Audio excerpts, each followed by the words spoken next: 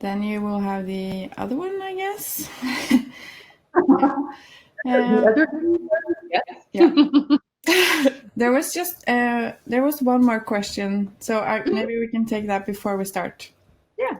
Because there was someone who wrote that they're kind of stuck in a pattern that confirm the answer to the person many times on one subject. It becomes quite a lot of hang-ups. And how can we turn this trend in a good way?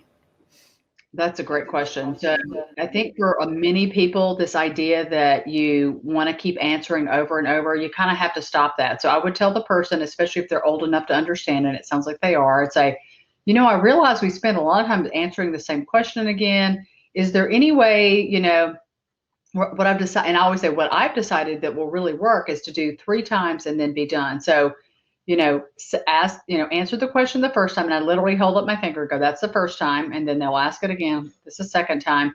And then the third time, I have them answer. I confirm their answer and go, yeah, that's exactly right. That's the last time I'm going to answer your question. And then you have to do that thing because they'll try to trick you. They're like, so is it 9:30 or 10? Because they still want you to answer. You look at them and you go, I've already answered 3 times. You already know the answer. And just literally let it go. You have to stop because they won't. And so it will take a little bit of time, but if you do that for a week, I'm not kidding, you will spend so much less time answering questions because they're like, oh, she's really not, I can't trick her into it. I can't argue her into it. So it's important to kind of go, and I just do the, I don't know, and literally let it go. So it's not hard. It'll be hard for a week and then it'll get way better.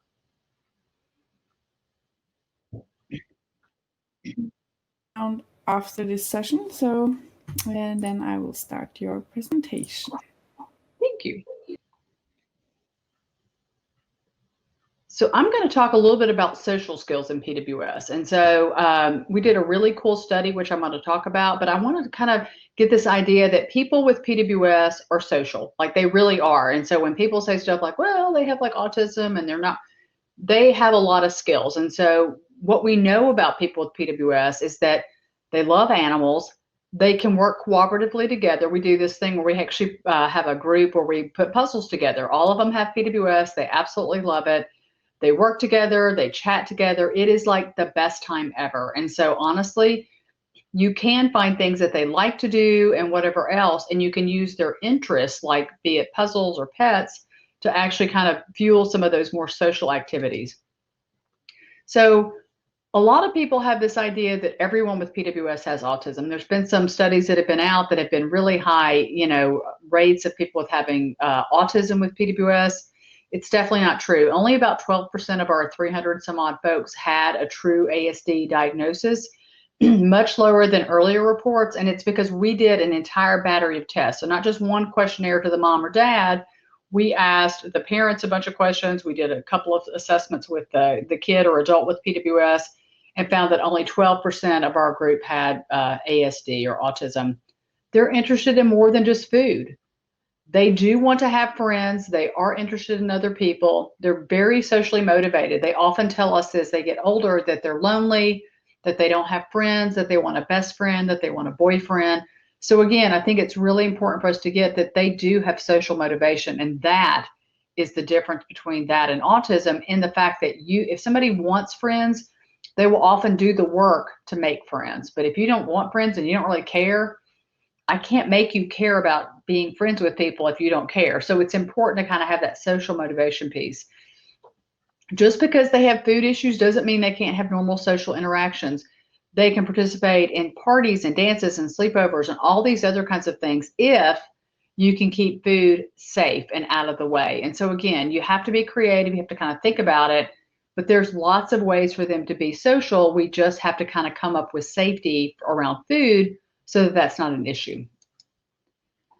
So I'm going to talk about a couple studies that we did that led to our intervention for social skills. And so what we did is we took a bunch of faces. They're standardized across all cultures. So even in Norway and US and go to Africa, anyone could look at these faces and know what the person is feeling. They're standardized in that way. So it's like fear and anger and happiness and sadness and disgust and surprise. It's all these kind of basic human emotions. And then we showed them a video, like a little tiny, like short story, right? It lasts like a minute. And so we used child actors in a school setting that depicted negative events with either somebody apologizing sincerely and it owning kind of their responsibility versus people who were kind of like sarcastic or mean or whatever else. And I'm actually going to talk about what that was like because I think it's important to kind of understand that these aren't high level things that people are watching. We administered it to 94 kids, teens, and adults with PWS at 2 different time points. And we found that everyone recognized happy, but what about the other emotions?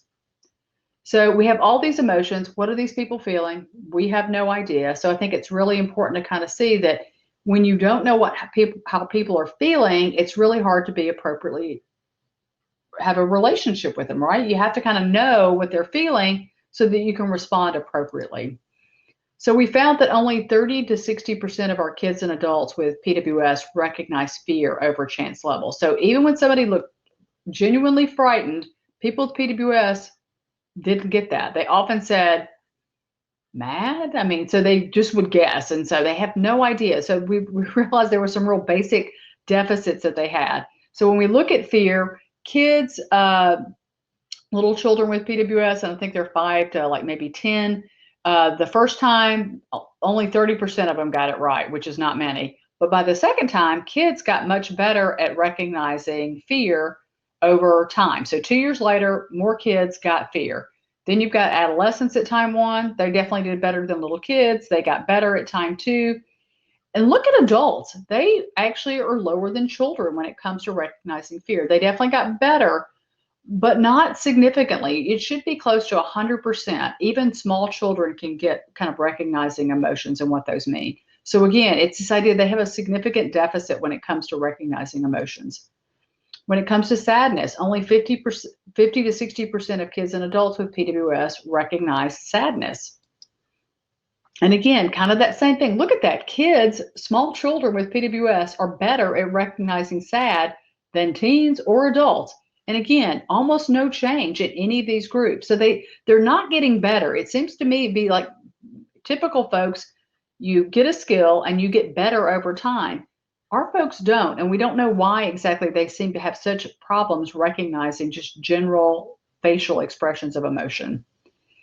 But everybody recognized anger, 80%, so way higher than the other ones. And why are you yelling at me? Why are you mad at me? You're mad at me. I said I didn't do it. Why are you mad at me? So this idea, they really are stuck on being on people being angry at them. And they will often tell you, if you're a parent or even a caregiver, why are you mad at me? And you're like, wow, my voice didn't sound like that. My face didn't.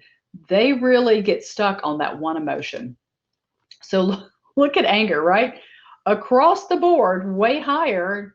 Teens are maybe the only group that in that one time that didn't do quite as well, but they definitely got it the second time. So this idea is that people with PWS really have some strong deficits, but anger, they definitely notice. And so they may be a little bit more stuck on that emotion. I'm going to talk a little bit about that and how that may affect how they see the world. So we showed these 2 videos, and I would have shown them, except there's lots of issues with trying to load a video in Demio or any other kind of platform without it crashing. So there's a young girl who's talking to her teacher, and the teacher says, Mary, I want you to take this stack of papers down to Mrs. Jones, and they're all in order. I've sorted them and whatever else for other students, and so can you carry them down to her room? And Mary says, absolutely. She hands her the stack of papers. She said, I should give you a binder clip so that they will all stay together. And Mary goes, oh, no, I've got it. I'll take them down to Mrs. Jones' room just like this. And so she's got them in her hand. She's walking down the hall, and there's a girl at her locker, opening the door. She closes the door. She swings her backpack over her shoulder to turn around and runs right into the young girl, Mary, and all the papers. The papers go everywhere. And Mary is like, oh my gosh, you knocked all my papers out. They were all in order. And the girl with the backpack says, oh, I'm so sorry. She said, I should have been watching where I was going. And she leans down to start to help her pick them up. And we asked the kid with PWS, so the girl with the backpack, was she being mean? Everybody with PWS says, yes, she was being mean. And we go, but she apologized and she told her she should have looked where she was going and she helped her pick up the papers. They're like, no, she was very mean, very, very mean. So the idea for people with PWS is they're not so great at understanding accidents, things happening accidentally, not on purpose, not intentional. And when people said they were sorry, people with PWS didn't really believe them. They're like, nope, she was not sorry at all. I'm going to talk about one more scenario and then I'm going to show you some data. We have a young boy. He invites another young boy to come home with him at the end of the day, and they're going to go see a movie that they both want to see. And so it shows them going through the day. Then the one boy, let's call him Jack, comes up to the friend, Frank, standing at the locker, and he says, hey, Frank, when's your mom going to pick us up for the movies? Frank goes, oh, man, I forgot I had a doctor's appointment. I can't go to the movies. And Jack's like, but I thought we were going. You're just telling me now? And that's where it ends. So the idea was Frank being mean when he had a doctor's appointment that he forgot about? Kids with PWS? Yes, he's being mean. So they don't understand often this idea that things happen, things come up, whatever else. They basically go to the worst possible scenario, which is always the person was being mean. They were doing it on purpose. They were doing it to me. And when you think about how often they respond to things, that's exactly how they respond, is that it's personal, it's being done to them. So again, we were trying to figure out if we could get them to kind of get past that.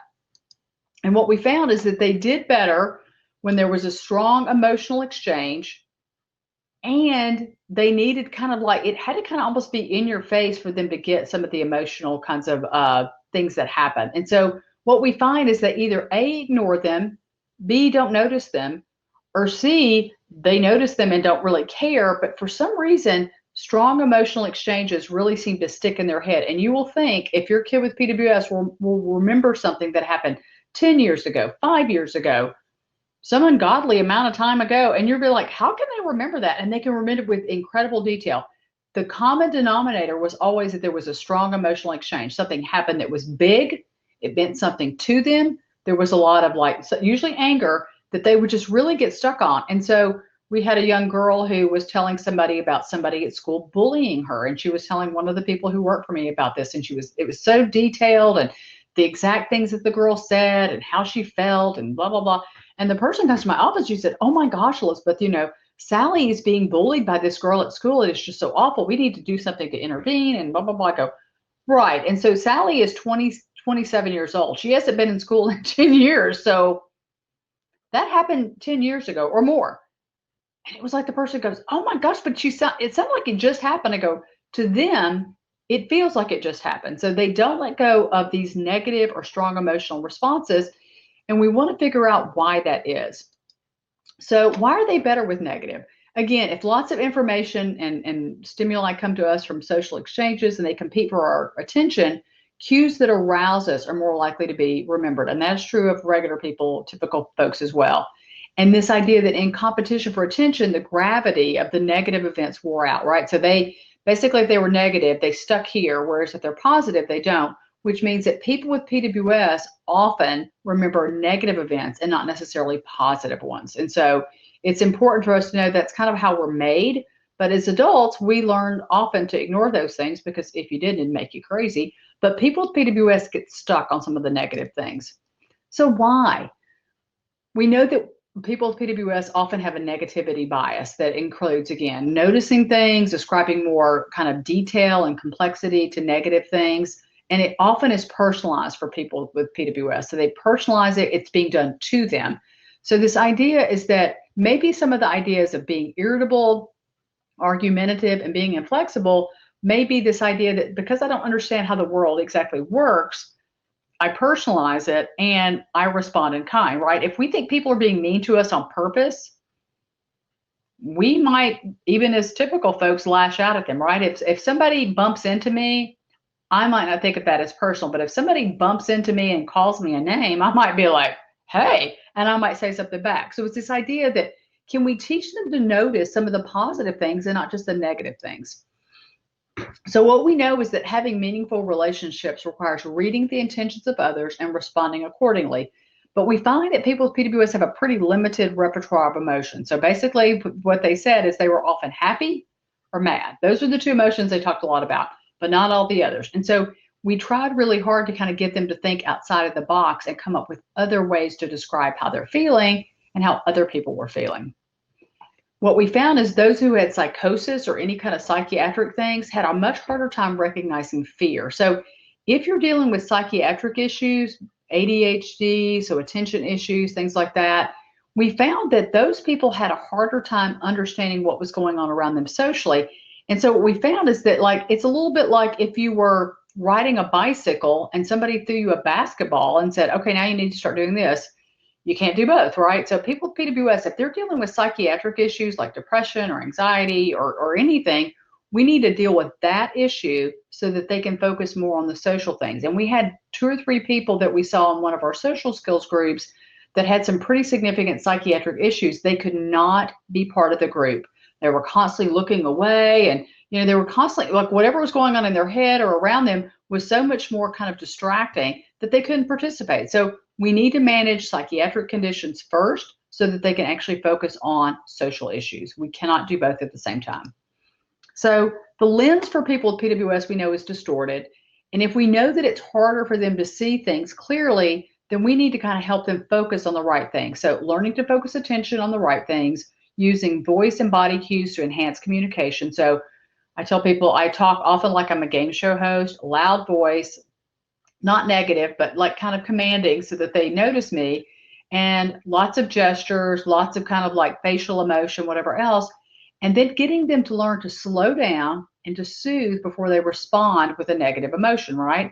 So we need them to take in all the information before they come to conclusion, because what they often see is they see the emotion, they attribute it to being negative or mad. And so all of a sudden they're like, "Rrr," without really reading sometimes that it's frustrated or stressed or whatever else. And as a parent, right, you're often stressed and frustrated and whatever else.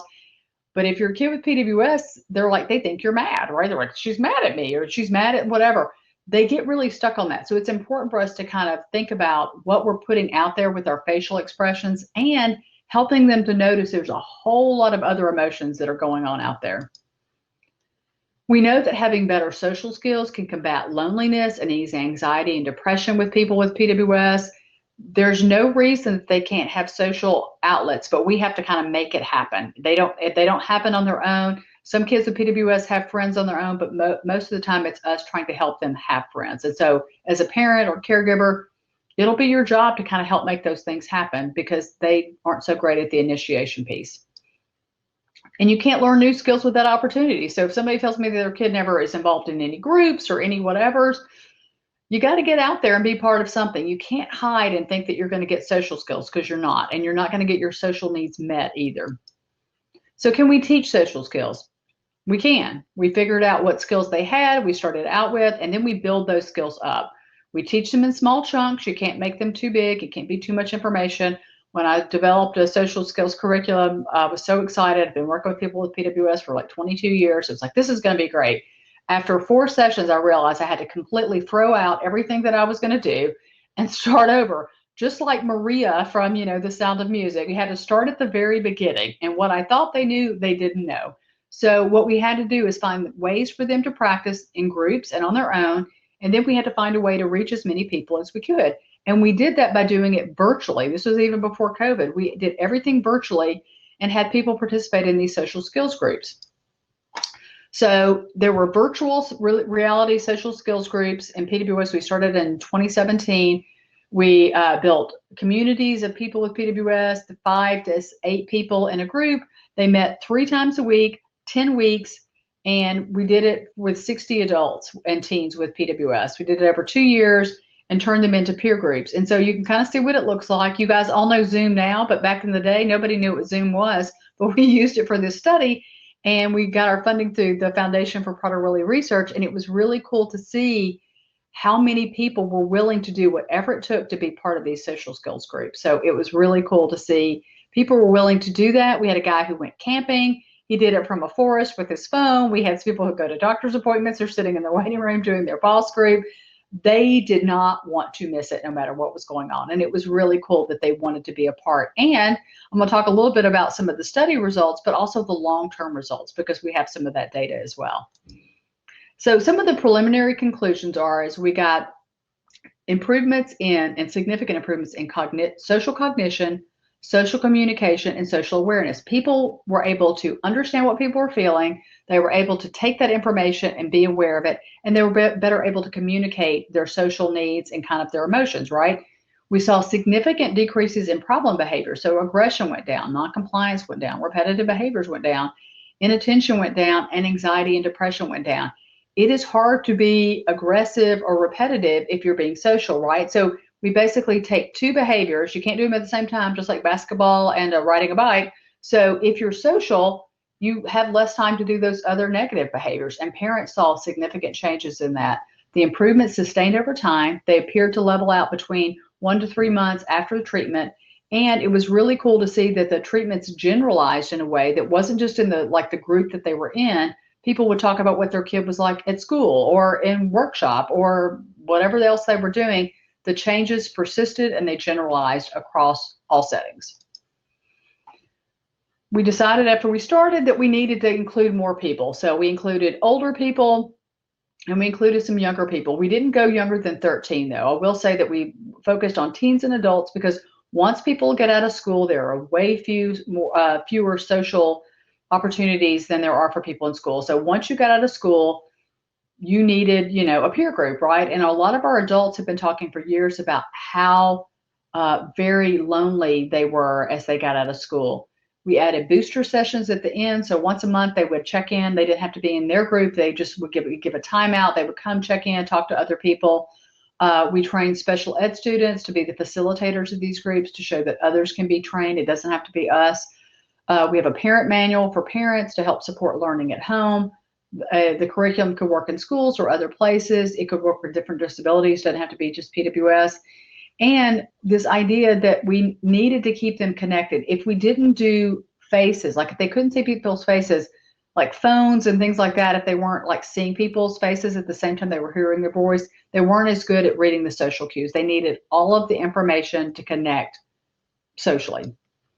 So some of the facilitator characteristics that really seem to be important to have, you had to be comfortable working with people with intellectual disabilities. You had to be able to use technology and help those with intellectual disabilities manage Zoom. We found that they were better than us sometimes. To be like, hey, Elizabeth, go down to the bottom bar and, okay, sure. So they got better than we do. But you also needed to use some classroom management techniques to minimize distraction and interruptions. What we found is that we could have these great groups and somebody could be doing something on camera that we couldn't do anything about, because at least when they're with me, I can go, hey, but we had 5 people watch somebody try to eat food on a session, even though eating food was one of our rules about we would never do. And the young lady, I said, Allie, you're eating. And she's like, no, I'm not. No. And it was basically like, what are you going to do about it? So what I did is I deleted her from our boss group and closed her screen, and she wasn't a part of it. The next day, she came back, and amazingly enough, she didn't do that ever again. So the idea is there needs to be consequences, and we had to really give people this idea that you had to make people accountable, even if they weren't physically there. So, and you needed to be credible and authentic in your responses. You had to use whatever your skill set was. And so you had to be authentic. People with PWS had to believe that what you were being on camera was the real you, right? So we needed to be able to connect and amplify our emotional responses and our tone. So we had to be kind of, again, game show host, big affect, big whatever. Everything had to be kind of bigger than normal so that they would go, oh, notice that. What's going on there? And we needed to be direct and concrete. So if people weren't doing things, I would say, you can't eat, or that was a rude comment that you made to John or whatever else. I just called them out. And what was interesting is because they trusted us, they were able to take that feedback and really use it in a very positive way and get better over time. They would actually comply in a way that they would never for anyone else. So the best way to reach them, be real, be direct, use whatever your skill set is. We had several special ed students that were they had some skill sets that we'd never seen. As we watched the videos of them doing the groups, they pulled on their own personal experiences.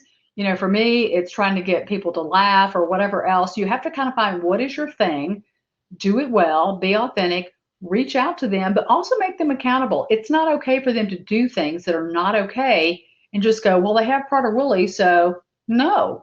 I had a girl who kept bringing her dog in, and bringing dogs in session were not okay, because if you're paying attention to the dog, you're not paying attention to the group. And she really did it to distract and disrupt the group.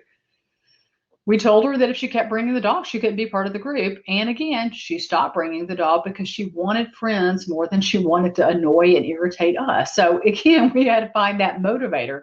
Don't help too much. It's okay if they fail. We had people that did things and be like, well, can people in the group give some feedback? And it meant when things go wrong, when we had some kind of mishaps technology wise or otherwise, we would just go, wow, that was a disaster yesterday. I am so sorry that I didn't think about how that was going to work in this group, because it didn't work, right? And they'd all go, oh, it was horrible. I'd be like, I know. Own it, be direct, be accountable, and keep working on relationships. So the idea is they need to know that relationships can go south. What do you do to fix them? I'm going to talk a little bit about some of these things, because I think it's important for us to know that people with PWS don't often know what to do. We found that out when we'd say, what would you do in this situation? And they would say something ridiculous, and we'd be like, how do you think that was going to work? Not at all. So interacting effectively, we talked about listening well and watching for clues. So we told people they're going to be detectives. They're going to watch people's faces. They're not going to interact. They're just going to watch them. So we had them watch social interactions. They would try to guess what the person was feeling. Look at their eyes. What are they feeling? Look at their face. What are they feeling? Literally, we would do the most basic things. Think about what's important to the other person and then ask them a question about that. We told them it's like throwing a ball. They got better and better at it. And so the idea is that you take turns, you don't interrupt people, and if you mess up, you just do it again. We didn't have a whole lot of like processing of doing it wrong. We just go, well, that didn't work so well. What can we do next time? Rote conversations initially are okay because they give you skills. And once you get the hang of it, you need to build up skill and complexity. And then you need to reevaluate what's working and work on those skills. So again, we had them do initial feedback of their performance in certain things. And it was amazing how accurate they were. They got when they're not good. And they would often say to the group, well, what do you think I could do differently? And we'd be like, are they asking for feedback from us? Who are these people? What we saw in sessions is improvement in listening. Over those 10 weeks, we saw big changes in people, not just talking, but listening to other people, responding appropriately and on topic, turn taking, compliance with group rules, level of insight, and reflecting on others' input. We saw big changes in all these things because they wanted to have friends. So again, they were willing to do a lot of work to have friends. So we talked about these things already. So I'm going to say that the real success of BOSS was this. Some of the folks that started in 2017 are still in touch with each other. They have set up their own Zoom groups. They sometimes were, they weren't even people that were in their initial group. They met them in booster sessions or something else. They do homework sometimes via Zoom. They do classes together. They talk about classes or school. They talk about boys, girls, whatever else. It's become very normal. And we've had many parents say, it is so nice to hear my kid on a Zoom call with another kid with PWS from Alaska or wherever else, all over the country. My kid has found a friend, like a real friend. And so they play virtual games, they do puzzles. We've had some relationships develop in this. We even have a couple that got engaged after they did some of the BOSS groups. So again, we have several families who've stepped up and now run their own groups. We have some of those folks that have one for under 18, one for adults. Again, they do fairly well. Some of our folks with PWS have actually stepped up and done their own groups. They often struggle without supervision because they tend to exclude people from the group or kick them out just based on some arbitrary problem. So again, we still continue to like supervise and monitor some of the groups of people with PWS running their groups, because sometimes they still struggle with some of the more finer tuned social skills. Things you can do at home: turn taking. Even if you have to hold a stick to talk, and if you don't have a stick, you can't talk. Kids with PWS go, oh, so that's what we're doing now. Guess that emotion. What am I feeling? What are you feeling? What is that person over there feeling? Get them to guess. Use, again, focus attention to voice, face, body language. We realized we had to actually point it out for them to notice what was going on. Set up your own Zoom groups, play dates. I know right now we're in a pandemic, which means a lot of social things are just weird. Do whatever you need to do. And then work on soothing emotions before they happen. We talked a lot about soothing emotions before big conflicts happen.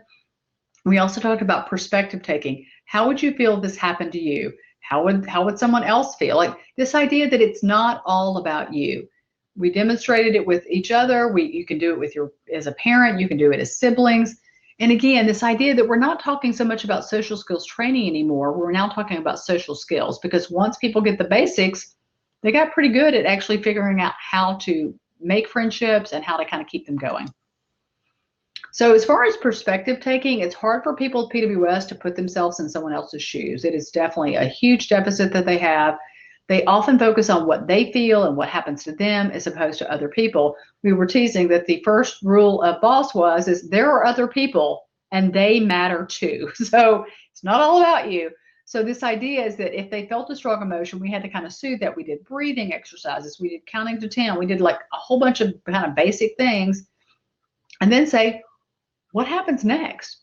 Ask questions. Well, what do you think would make somebody do that? You will find that they have very strong opinions about those things. You can often, after they talk about themselves, you can relate to something that made you feel the same way. Ask them again how they would feel if that happened to them. What would you do next? What are the next steps? And what we say is that if you're starting to feel strong emotions, you can often ask questions that will help cue perspective taking instead of just this huge big blowout that doesn't help anybody. Peer modeling for younger kids and older kids really helps. One of the things I loved about our BOSS sessions is people would be in these little Brady Bunch tiles, all seeing each other and be like, do they all have Prader-Willi syndrome? I'm like, everybody here has Prader-Willi syndrome. And they'd be like, wow. We had so many people who shared really amazing stories about something that had happened to them based on, big disappointments, big hurts, big whatever. I had a young man who was actually working at a courthouse doing janitorial work. That's what he did. And he saw something in the trash can that was food and had been discarded. He picked it out and he was going to eat it, right? And so one of the security guards saw him do it, and he said, "What are you doing? You're eating something out of the trash?"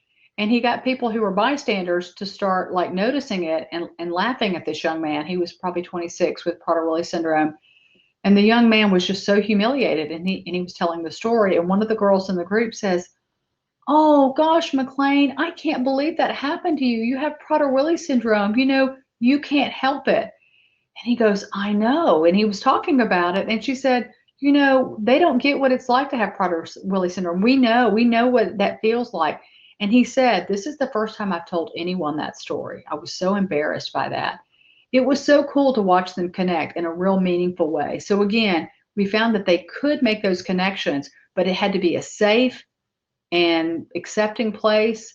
So again, accountability and all those things are important, but at the end of the day, they had to trust you. And again, they knew us, so they trusted us. And now they have a whole new group of friends that they feel the same way about. Some of the folks from our BOSS groups. And again, I want to thank all of our families who participate in groups that we run, clinical trials. Again, we have learned so much from them. So again, I'd like to take questions and see if I can answer any questions you have about social skills and people with PWS. Thanks. Oh, yes, thank you, Elizabeth. Really interesting, this one as well. We have some questions.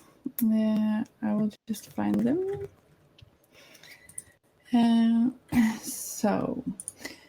The first one is, can you say something about how you can reduce behavior that some things has to be a certain way and the same way all the time? Right. So that's a hard one. People with PWS really like things to be the same. And so again, baby steps. If they have to go a certain way to school or things have to be done a certain way, I sometimes do, it's crazy Friday. Who knows what's going to happen? And they're kind of like, oh, I don't like this. But they're like, I don't know. She doesn't seem mad. And again, make it fun, make it a game. You can do timers, rush against the timers. You can say today is a crazy, I always say crazy Friday, but pick a day.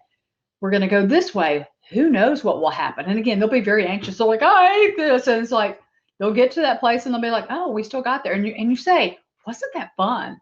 They may not feel like it's fun, but if you keep saying, wasn't that fun? Wasn't that exciting? They're like, yeah, I guess it was. It's like, so shake things up a bit. Don't let them get in a rut. If they really would love to be in a rut, don't be that way. Yeah, I don't know if in Norway you guys know the movie from, I think it's probably the late 80s or early 90s, Groundhog Day with Bill Murray, right? He wakes up and every day is exactly the same. If you have Prader-Willi syndrome, that would be the dream life. Same time on the radio, same song, same people, everyone says the same thing. They would love that.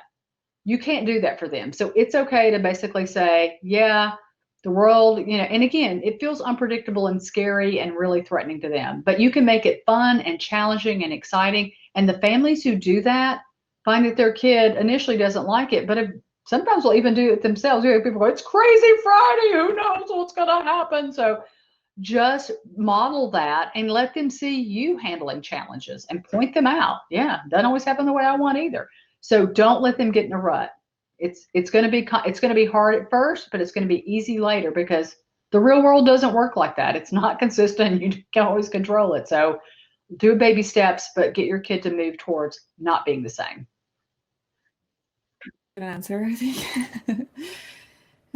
So next question is, so she's 12 and wants friends, but there aren't any other PWS kids around here. The classmates are nice to her, but they so quick and chatty, and she can't keep up and becomes very quiet and withdraws.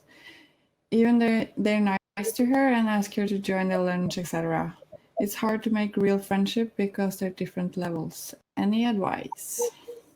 This is a great question. And I think this is kind of the crux of what comes up in people with PWS. So other kids are at a level that it's almost like, I don't know what's going on here. I would tell her that if there are some nice kids in class, and they don't have to have PWS, right? If anyone's willing to kind of hang out with her, you can plan play dates, you can do Zoom things, you can do whatever. But I would tell her, you come up with one or two things that you talk about. So with girls, compliment what they're wearing. Notice that, oh my gosh, I love that t-shirt, or those shoes are so cool. And where did you get that thing? Anything that's complimentary is, girls are all about it. So you can find ways to compliment, and that gets you kind of like social currency to get in the conversation. And then you can come up with some other things. Ask about pets, ask about things that they do after school. And again, it's like jumping rope. I kind of feel like people with PWS are just watching. They never quite know when to jump in. Sometimes you have to just kind of shove them in there and say, do a thing, and you may be bad at it, but it's okay. You want to get them to initiate. And if the girls can, and even like I said, if she would say, hey, I want to tell you guys something, come up with some fun facts, some cool things she does, whatever. And I will say that normal kids at some point, usually around 13, 14, start to gravitate away against kids with any kind of disability. Find a group of kids. They don't have to have PWS, Down syndrome. It doesn't matter what it is. A disability that they're not quite typical. She can find a peer group that will like her, accept her, and whatever else. And I know I had a young man who had Prader-Willi syndrome. He gravitated towards another young boy in his school. They were like teenagers, right? 13, 14. And the guy had ADHD, impulse control, some other like general kinds of things. These two boys became such good friends. And one day the dad said he was coming to pick Patrick up from the pool, and he saw him sitting on the picnic table with the other kid, and they were just talking. Their heads were together. They were laughing. And he said it brought tears to my eyes to see that Patrick had a best friend. He had somebody who accepted him unconditionally, who loved him. But it takes a lot of work. So just know that you'll kind of have to help her figure out what to say and when to say it. But then just kind of shove her in the jump rope and let her play. So it takes a little bit of time, but find a peer group. It's important for her to find people that she's kind of better than, because then she can actually be competent and confident in her skills. And then she's going to be able to keep up with those typical kids. And okay, so how to guide the situation there's a kid or a person with PWS who doesn't understand the emotion, how to guide them? So I think looking at faces on like photographs are the easiest way to start. So magazines, television, anything that you can kind of stop it and go, oh, what are they feeling? What do you think? And again, even watching, if it's like a movie or a show, whatever, watching a little bit and go, oh, you were right. He was feeling mad, and you can get why, because this boy did this thing to him or whatever else. But photographs are really helpful. You can even have them. We had kids with PWS mimic our face. What does happy look like?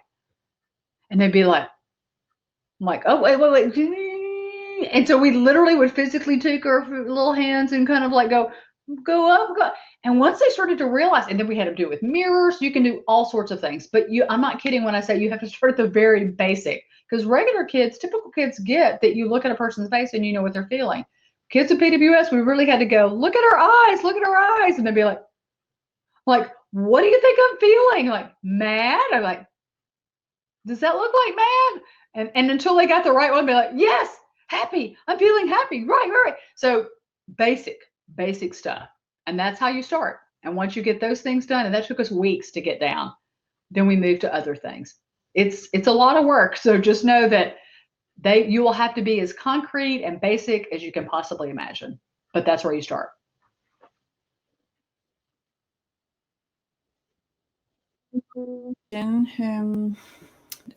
Do you see a difference between PWS deletion and UPD when it comes to social skills? We definitely see some differences, but not nearly as much as you would think. So people with UPD, the BOSS curriculum worked really well for them. So doing it, like weirdly doing it virtually, was less kind of, I don't know, confrontational or scary or whatever else. So they did really well. What we found is they sometimes, again, would sometimes like not look at the camera, not look at other people. So we had people where I would be on, we'd all be on camera. And here's a kid with UPD. Be like, hey, bud, I can't see your face. It'd be like, I'm like, no, keep on going. It'd be like, all right, I can see your face. And we would have them look at eyes and do some of the basic stuff. But people with UPD had good verbal skills. They struggled with gestures and reading faces. So we really focused on that. And then we let their verbal skills kind of take over. They were great at complimenting, asking questions, whatever else. Sometimes it was a little bit stilted. We have to go, okay, stop doing that thing. But again, it was amazing. So my thought is play to their strengths, but know that they'll struggle with eye contact, sometimes showing their whole face, reading emotions, gestures were harder for them. So we definitely noticed some differences, but not as much as we would have thought. There were a few kids with UPD that dropped out of the group because they just couldn't participate. They were the ones who were like off camera, or like I had the hardest time, and because they're not physically there, I couldn't kind of like get them engaged. And what parents ended up saying is their kid never says they're lonely or need friends or any of those things. If you don't have any social needs that we can meet, teaching you social skills is not going to help you. It's like having a car but nowhere to go. You can have a car, but if you got nowhere to go, I'm not going to be able to help you drive, right? So we needed those things. So I think, again, they do have some skill sets, and we had kids with UPD who were great at BOSS, really were.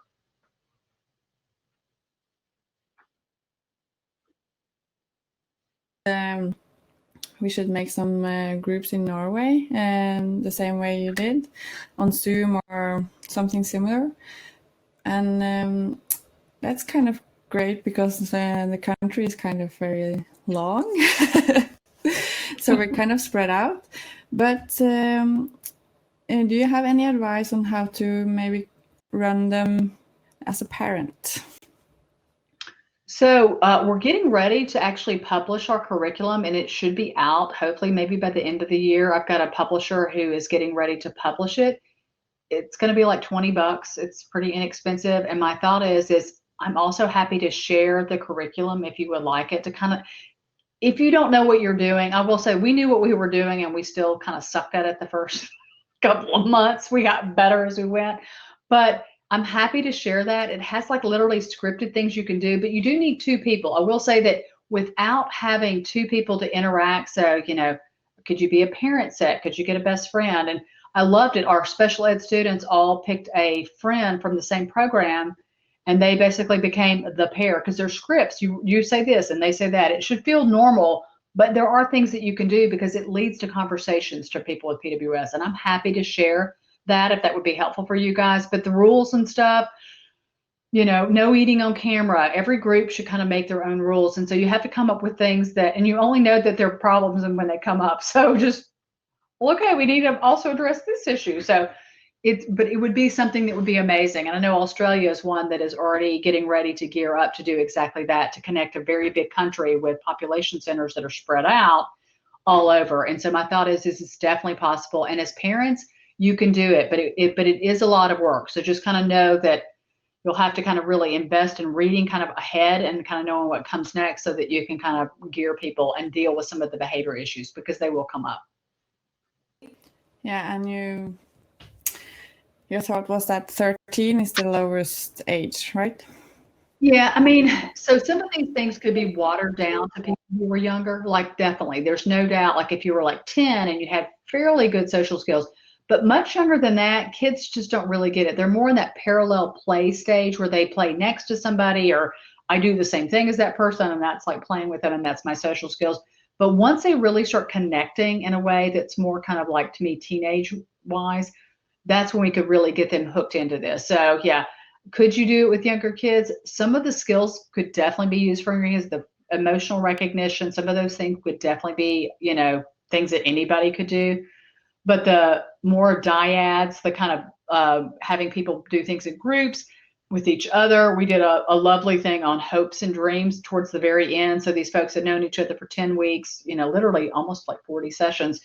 What are your hopes and dreams for the future? So each person had written a little thing where they shared what they wanted their life to be, and people commented on it. It was really the most touching thing to listen to them. There was such a level of trust at that point that they were so honest and so whatever. Like, one boy was talking about how he wanted to get married and he wanted to have a job and he wanted to have all these things.